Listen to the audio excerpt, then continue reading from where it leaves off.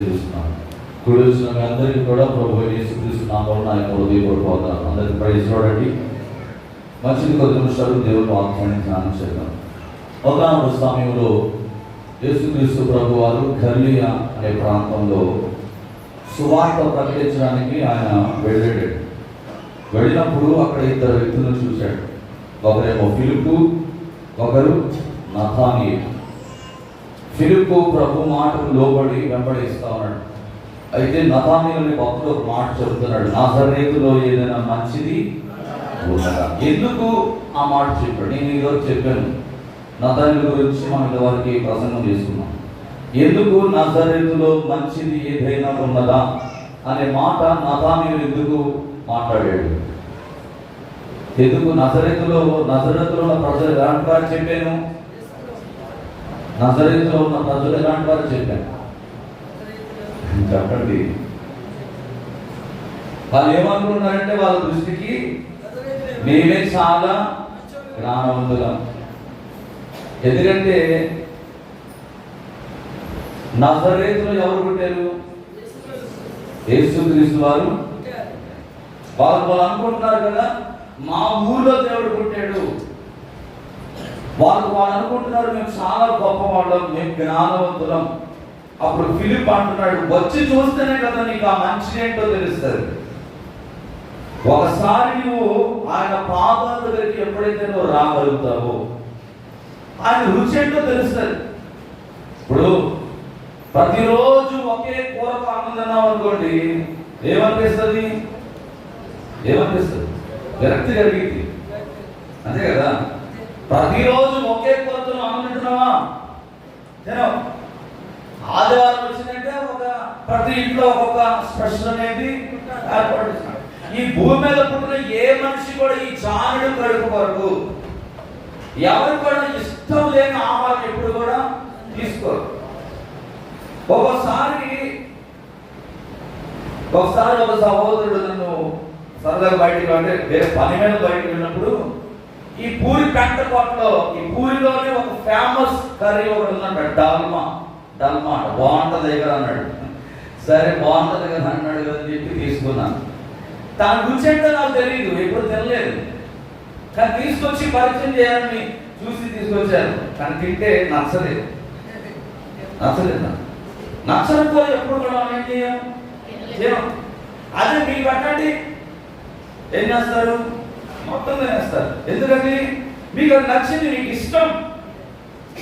దాని టేస్ట్ ఏంటో మీరు పదే రుచి చూశారు కనుక దాన్ని మీరు వదిలిపెట్టలేకపోతా ఉంటారు. దేవునికి స్తోత్రం కలిగి. అలాగే దేవుని యొక్క టేస్ట్ అనేది నీకు అర్థమైంది, ఆయన మాధుర్యం ఏంటో నీకు అర్థమైంది, ఆయన కార్యాలు ఎలాంటివో నువ్వు ఆయన దగ్గరికి వచ్చినప్పుడే నువ్వు రాగలవు. ప్రపంచకి అంటున్నాడు, ఇతనిలో ఎటువంటి కపటము లేదు. అంటే నిజాయితీ కలిగిన మనిషి అన్నమాట నతానీయేలు. నిజాయితీతో అతడు నింపబడిన స్థితిలో కనబడతా ఉంటా ఉన్నాడు. అప్పుడు యేసు ప్రభు వారు అంటున్నాడు, ఇదిగో నిన్ను ఎప్పుడో చూశాను. నన్ను చూసావా? ఎప్పుడు చూసావయ్యా? ఇదిగో ఆ అంజూరపు చెట్టు కింద కూర్చున్నావు, చూసావా? అప్పుడే చూసాను.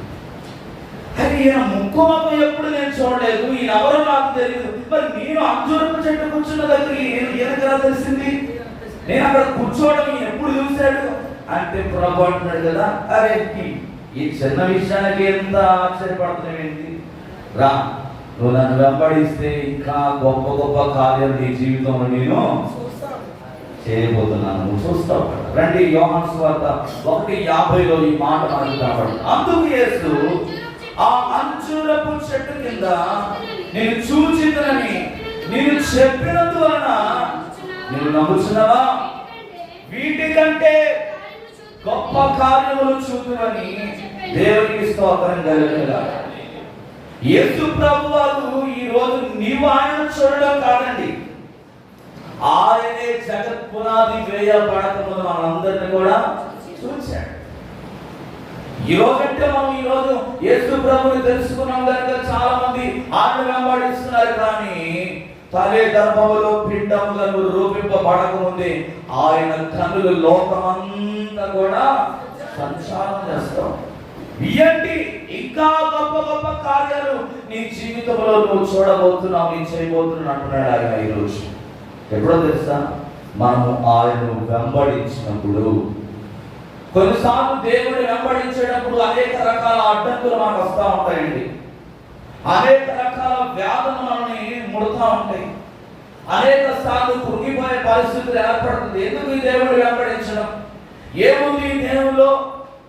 ఏమి నా జీవితంలో కార్యాలు జరగడం లేదు కదా, ఏమి కూడా ఫలించట్లేదు కదా అని ఒక్కోసారి అపవాది నిన్ను కృంగదీస్తున్నప్పుడు, నేను బలహీనపరచడానికి గురి చేస్తున్నప్పుడు నాథానియేలు ఎలాగైతే సంకోచించాడో, అసలు నజరేతులో ఏముంది? మంచిదనేది ఏమీ లేదు కదా.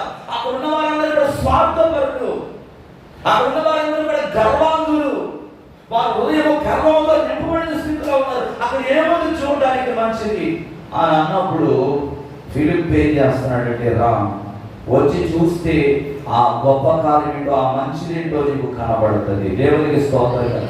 ఈరోజు చాలా మంది ఏదో కారణాల చేత దేవుడిని వెంబడించడం మానేస్తున్నారండి. ఏదో కారణాల చేత దేవుడికి దూరం అయిపోతా ఉన్నారు. ఈరోజు నువ్వు ఆయన మందిరానికి వచ్చి చూస్తే ఆయన మందిరంలో ఏముంటుందంటే గొప్ప సమృద్ధి ఉంటుంది. దేవునికి స్తోత్రం కలుగుతాం. ద్వితీయోపదేశ కాండము 10వ అధ్యాయము 21వ వచనం ఒకసారి చూద్దాం. ద్వితీయోపదేశ కాండం 10వ అధ్యాయము 21వ వచనం.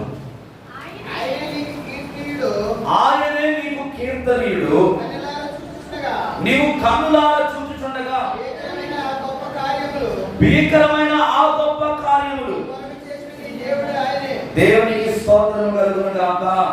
హల్లెలూయా, హల్లెలూయా. మోషేతో దేవుడు మాట్లాడుతున్న మాట ఏంటంటే, ఇదిగో నేను నీకు కీర్తనీయుడను, నీవు నన్ను కన్నులారా చూచుచుండగా భీకరమైన ఆ గొప్ప కార్యములు నీ కొరకు చేస్తాడు. హీబ్రూ భాషలో ఈ మాటకున్న పదం ఏంటంటే మెగేలా ఎర్గా. ఏ పేరండి? మెగేలా ఎర్గా అనే గ్రీకు పదం నుండి వ్రాయబడింది. దీని అర్థం ఏంటంటే గొప్ప బలమైన లేదా మహత్కరమైన కార్యములు, పనులు. బైబిల్లో ఇది ఒక అద్భుతకరమైన శక్తివంతమైన విమోచనకు వాడబడిన పదం అండి. విశ్వాసుల ద్వారా జరిగే పనులను దేవుడు ఇక్కడ మాట్లాడుతూ ఉంటాడు. నీవు కానీ ఆయనను కన్నులారా చూడగలిగితే ఆయన జీవితంలో ఏం చేస్తాడంట? బలమైన కార్యాలు చేస్తాడంట. దేవునికి స్తోత్రం కలుగును గాక. ఎవరిని చూడాలండి? యేసయ్యను చూడాలి.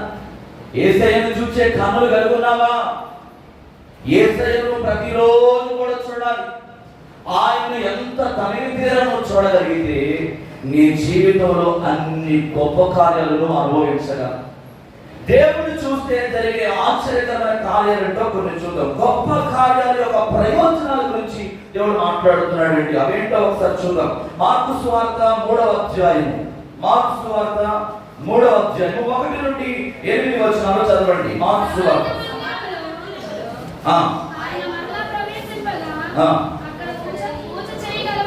అక్కడ మూర్ఛ చేయగలవాడు ఒకడు ఉండేది.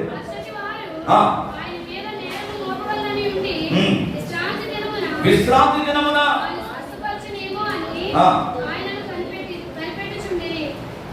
వారిని చూసి విశ్రాంతి దినమున మేలు చేయుట ధర్మమా, కీడు చేయుట ధర్మమా, ప్రాణరక్షణ ధర్మమా, ప్రాణహత్య ధర్మమా అని అడిగాను. అందుకు వారు ఊరకుండుడి. ఆయన వారి హృదయ కాఠిన్యములకు దుఃఖపడి కోపంతో వారిని కలయ చూసి నీ చెయ్యి చాపమని ఆ మనుషులతో చెప్పారు. వాడు తన చెయ్యి చాపగా అది బాగుపడేది. పరిస్థితులు వెలుపడిపోయి వెంటనే విరోధులతో కలుసుకొని ఆయనకు విరోధంగా ఆలోచన చేసి యేసు తన శిష్యులతో కూడా సముద్రంలో వెళ్ళగా జన సమూహము ఆయన వెంబడించారు. ఇన్ని గొప్ప కార్యములు చేయించున్నాడని వీరి జనులు యూదయ నుండి, యెరూషలేము నుండి, ఇదుమాయి నుండి, యోర్దాను అవతల నుండి, తూరు సీదోను అనే పట్టణ ప్రాంతముల నుండి ఆయన వెతుకు గుంపులు గుంపులుగా దేవునికి స్తోత్రం కలుగును. దేవుడు చేసిన మొట్టమొదటి ఓచ చేయగలిగిన వాడిని కావు చేయడం. స్వస్థత, ఆయన చేసిన అద్భుతాల్లో స్వస్థత.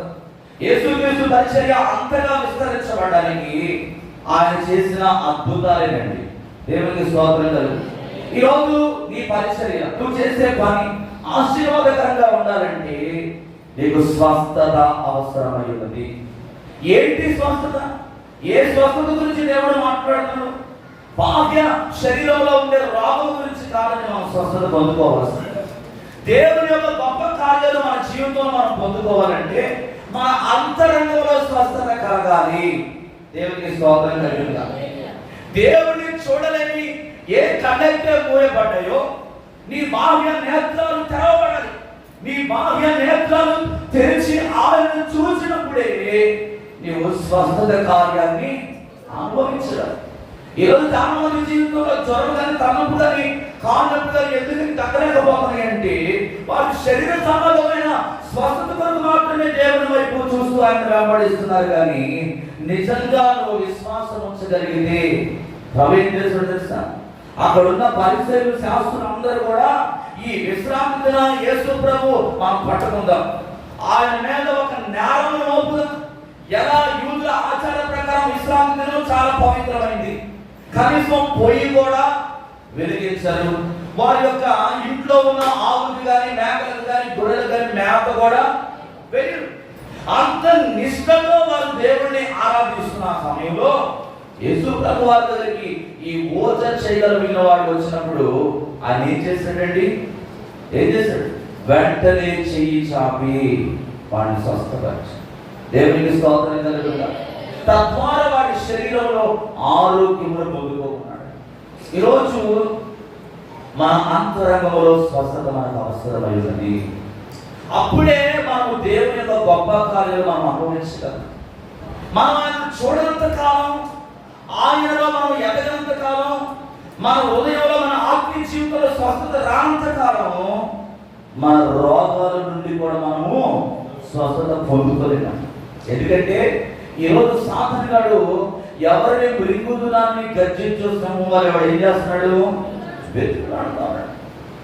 ఎక్కడ దొరుకుతావా నీ మీద నేరారోపణ చేయాలి, నీ మీద నింద వేయాలి, నీకు పట్టి బాహాటముగా ప్రజల ఎదుటని దేవుని నామాన్ని అవమానపరచాలని వాడు పొంచి ఉంటాడు. దేవునికి స్తోత్రం కలుగుగా. కనుక అటువంటి పరిస్థితులను ఏం చేయాలంటే ప్రతిరోజు కూడా నీ సహవాసంతో దేవునితో ఉండాలన్నమాట. 126వ కీర్తన 2-3 వచనాలు కూడా చదివితే 126వ కీర్తన 2-3 వచనాలు చదవండి. మన నోటి నిండా నవ్వుండెను, అప్పుడు యెహోవా వీరి కొరకు గొప్ప కార్యములు చేసినని దేవునికి స్తోత్రం కలుగును గాక. రక్షణ ద్వారా మాత్రమే నీ జీవితంలో దేవుని కార్యాలు జరుగుతాయి. ఏ కార్యం జరగాలంటే మొదటిగా రక్షణ కార్యం జరగాలి. రక్షణ కార్యం ఎలా జరుగుతుంది? యేసుక్రీస్తుని నువ్వు నమ్మాలి. ఆయన ఎప్పుడైతే నువ్వు సొంత రక్షకునిగా నువ్వు నమ్ముతావో అప్పుడే నీ జీవితంలో రక్షణ కార్యం అనేది ప్రారంభించబడు. దేవుడు ఏం చెప్తున్నాడండి? ఇదిగో మనము కన్న వారి వలె ఉంటుంది, మన నోటి నిండా నవ్వుండెను, మన నాలుక ఆనంద గానములతో నిండి ఉండెను, అప్పుడు యెహోవా వీరి కొరకు గొప్ప కార్యములు చేసినని. మన జీవితంలో ఏముండాలంటే కలలు కనాలి.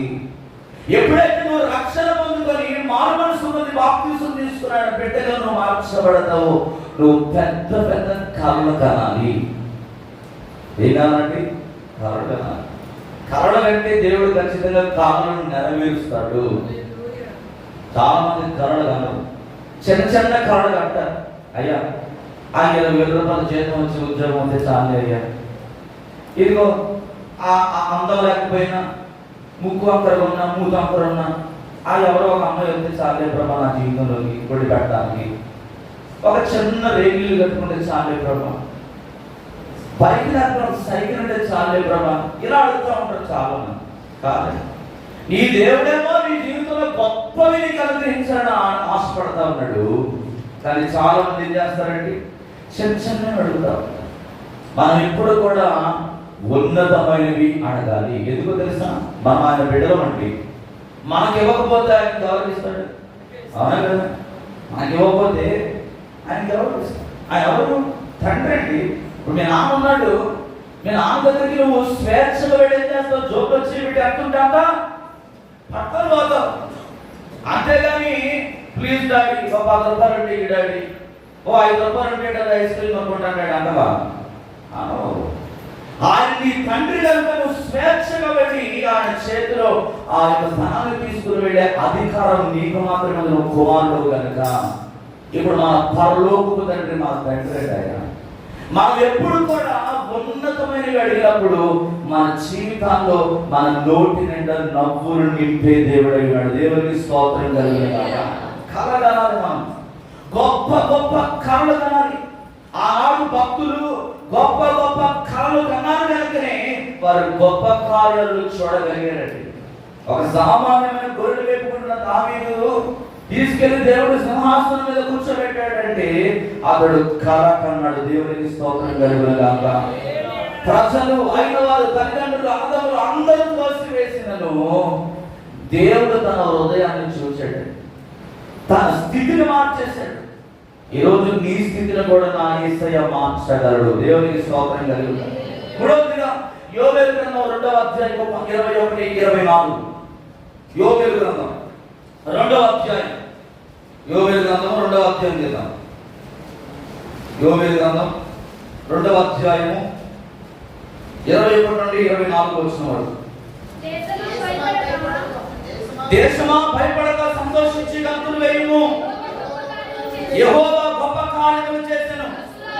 పశువులారా భయపడకుడి, గడ్డి పీటల పచ్చిగా మొలుచును, చెట్లు ఫలించును, అంజూరపు చెట్టును ద్రాక్ష చెట్టును సమృద్ధిగా ఫలించును. సియోను జనులారా ఉత్సహించి మీ దేవుడైన యెహోవా యందు సంతోషించుడి. తన నీతిని బట్టి ఆయన తొలకరి వర్షములను అనుగ్రహించును.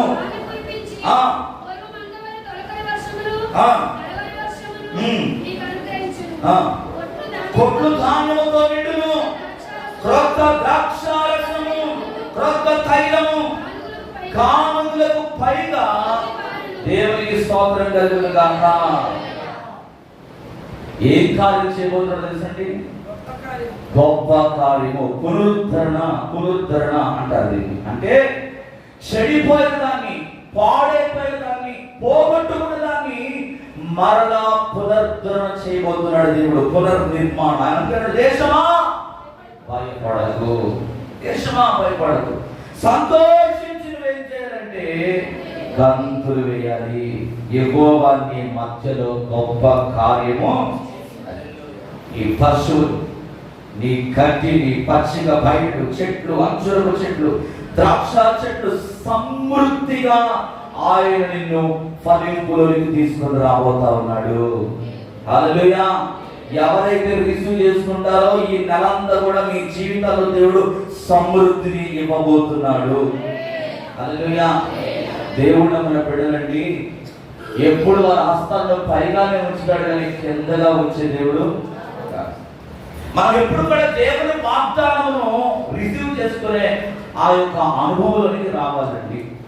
ఆత్మీయ జీవితంలో ఎప్పుడు కూడా మనము పై వాటిని చూడాలి. అందుకే భక్తుడు అంటాడు కదా, వెనుకున్న వాటిని చూచి ముందున్న వాటిని కొరకు వేగముతో. ప్రభువు ఒక వాగ్దానం చేశాడు, దేశమా భయపడదు.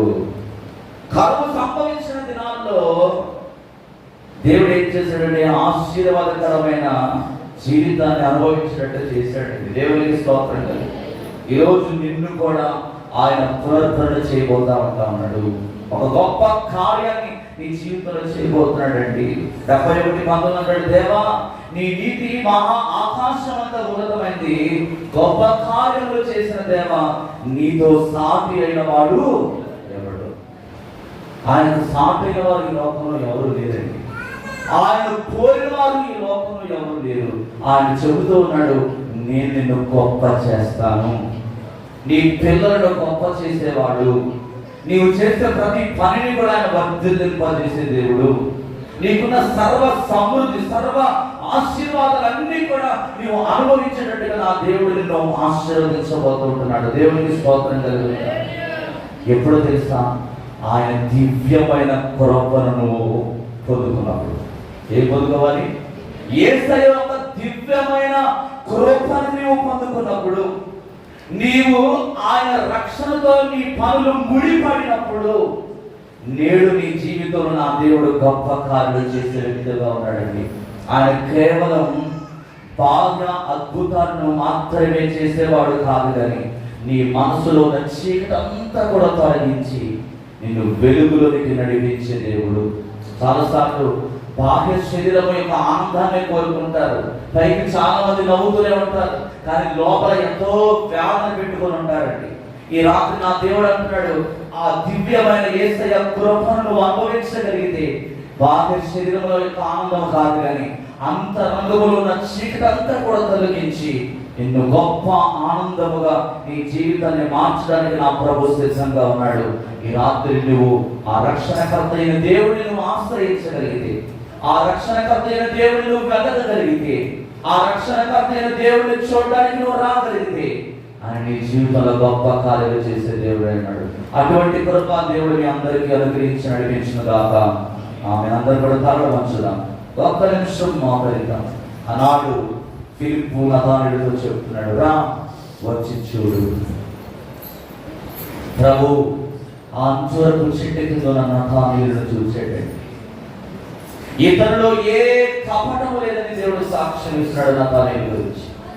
ఈ రోజు నీ గురించి కూడా నా ప్రభు సాక్ష్యం ఇవ్వాలి. ఇతడు పరిశుద్ధుడు, ఈమె పరిశుద్ధురాలు, ఈమె నీతిమంతురాలు, ఇతడు నీతిమంతుడు, ఇతడు ఏ కపటము లేదు, ఇతడు యథార్థమైన వాడు అని దేవుడు నీ ద్వారా నిన్ను బట్టి సాక్ష్యం ఇవ్వగలడా? ఈ రాత్రి నీ జీవితంలో గొప్ప కార్యాలు చేయాలని ఆశపడుతున్నాడు. నీ అంతరంగంలో స్వస్థతను దేవునికి ఇవ్వాలని ఆశపడుతున్నాడు. ఆ విశ్రాంతి దినమున ఆ పూజ చేయగలిగిన వారిని దేవుడు చేయించాలని స్వస్థపరిచాడు. ఈ రాత్రి నీ హృదయానికి తగిన ప్రతి గాయాలన్నింటినీ కూడా నా యేసయ్య స్వస్థపరిచే దేవుడై ఉన్నాడు.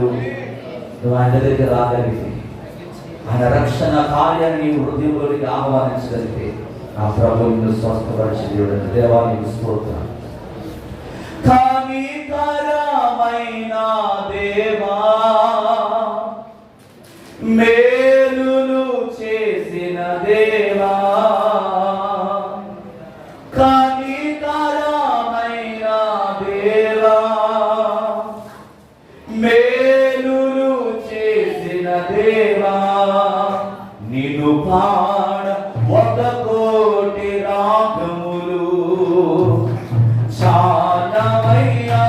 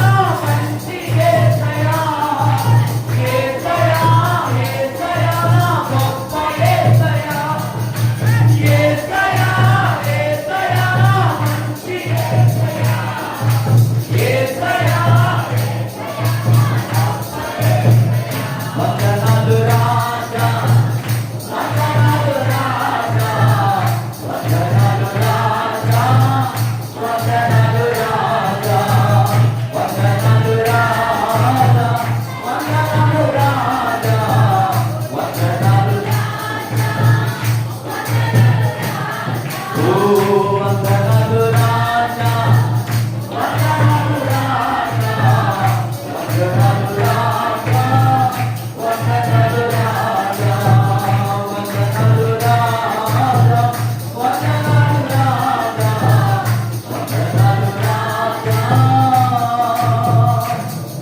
వందనాలు రాజా.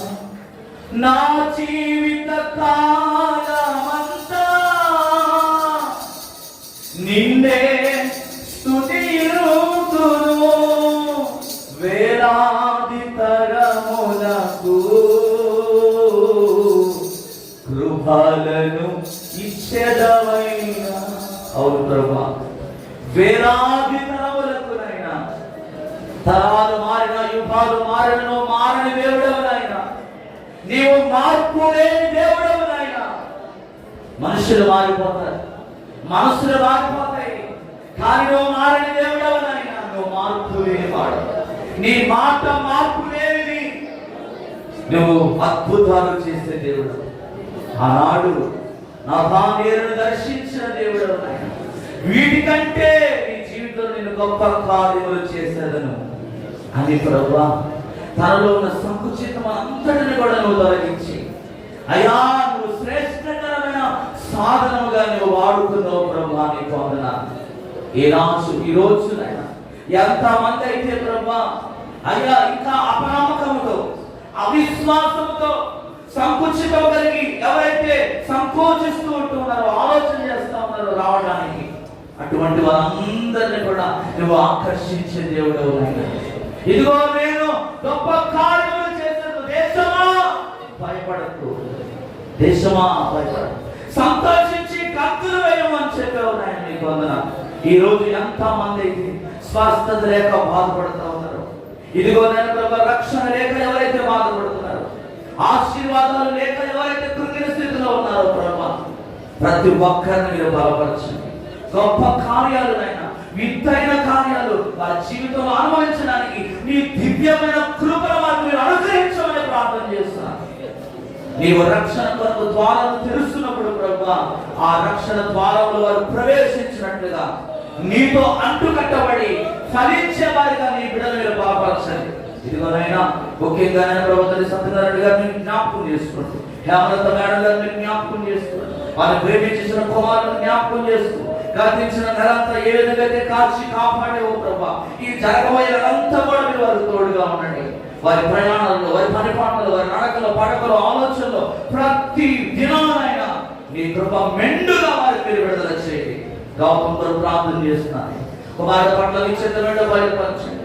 రాజులను కుమారుడు నడిపించే దేవుడు ఆయన. ఇదిగో రాజుల హృదయాలను నీటి కాలవలే నీ చిత్త వృత్తి చొప్పున త్రిప్పగలిగిన దేవుడు. ఒక చక్కని కాపులను కుమారుడు జాబ్ ఇచ్చి ఈ నెలలోనే యేసు నామములో అద్భుతము జరుగును గాక. ఇదిగో తండ్రి, నీ తలంపుల విస్తారమైనవి నాయన. కుమారు జీవితంలో కార్యం జరిగించాలి. మోహితులు నీ చేతులుగా అప్పగిస్తాను. కుమారు రాయబోతున్న పరీక్షలు గొప్ప మంచి ఆలోచన తెచ్చి మాస్టర్ మంచి ఆరోగ్యం తెచ్చిన స్కూల్ని అయ్యా వారితో పనిచేస్తున్న స్టాఫ్ అంతా కూడా మీరు దీవించండి. 10th క్లాస్ బిడ్డలు ప్రార్థన చేస్తున్నాను. 15 మంది బిడ్డలు నీ కృప కలుగులు కాక, నీ రక్తంతో వారిని కడుగుతున్నానయ్యా, నీ కృప కలుగులు మంచి విజయమాలు తెచ్చి నీకు రాత్రి చేతులు సర్వ సంఘానికి చేతులుగా అప్పగిస్తున్నాను. వారి ఇచ్చిన గృహానికి మీ చేతులుగా అప్పగిస్తున్నాను. బిడ్డలందరూ మీరు దీవించండి. ఈ రాత్రి ప్రభుత్వ భార్య ఇద్దరు కూడా ప్రయాణంలో ఉండగా క్షేమకరమైన ప్రయాణం మీకు అనుగ్రహించి యేసు నామములో రిపోర్ట్స్ అన్ని కూడా నార్మల్ వచ్చింది కాక ఆ ప్రతి బలహీనతను ఆ కుమారుడు స్వస్థపరచండి నాయన. సంతోషంగా మా మధ్యలోకి వచ్చి సాక్ష్యం ఇవ్వాలి ప్రభా, గొప్ప కార్యం చేయండి. ఇదిగో ఇంకా ఎవరైతే బలహీనులు ఉన్నారో ప్రతి ఒక్కరిని మీరు బలపరచండి నాయన. తండ్రి రవి కుమారుడిగా మేము అలాగే స్వస్థపరచండి. ఇదిగో నాయన అప్పలరాజు తన చిన్న కుమారుని విజయ్ కూడా మీరు స్వస్థపరచండి తండ్రి. సతీష్ మీరు స్వస్థపరచండి. మంచి ఆరోగ్యం మీరు దయచేయండి. ఆ బిడ్డలిద్దరి మీద మీ కృప కలుగును గాక ప్రార్థన చేస్తూ సర్వ సంఘాన్ని మీ కృప హస్తం సమర్పిస్తున్నాం. ఆత్మీయులుగా జ్ఞాపకం చేస్తూ ఈ రాత్రి మంచి దర్శనాలతో, మంచి కళలతో, కంటి నిండా కూడా మంచి విశ్రాంతి నీకు మార్పు తెచ్చి ఆలస్య శరీరంలో నూతన బలముతో నింపుడు ఆయన, నూతన శక్తితో నింపండి. నాన్నగారు కూడా మంచి ఆరోగ్యం ప్రేమించిన కుమారుల కుటుంబాలను, కుమార్తె కుటుంబాలను ఇచ్చిన యావదాసు చుట్టూ సర్వ సంఘం చుట్టూ నీ దూతలను కావలిగా ఉంచి రాత్రంతా కాపాడడం. సమస్త మహిమాంతా ప్రభువు మీకు ఆరోపిస్తూ యేసు నామములో ఈ స్తుతి, ఆరాధన, ప్రార్థన, విజ్ఞాపనలు నీ పాదాల చెంత సమర్పిస్తున్నాము తండ్రి. ఆమె మన పరమ తండ్రి దేవుని ప్రేమ, కుమారుడు రక్షకుడు యేసు క్రీస్తు వారి కృప, పరిశుద్ధాత్మ దేవుని నిత్యమైన సమాధానం ప్రత్యేకంగా మాస్టర్ గారి కుటుంబానికి, చేరువచ్చిన సర్వ సంఘానికి, ఆత్మీయ తల్లి కుటుంబానికి ఇప్పుడు ఎల్లప్పుడు సదాతోడి సర్వసత్తులోనికి నడిపించును గాక. ఆమె యేసు రక్తమే చేయి, శివ రక్తమే చేయి, ప్రభువు సంపూర్ణ అపవాది వినాశనాశనం యేసు నామానికి జయము కలుగును గాక. ఆమేన్. ఆమేన్. అందరికీ వందనాలండి. అందరికీ ప్రైజ్ లార్డ్.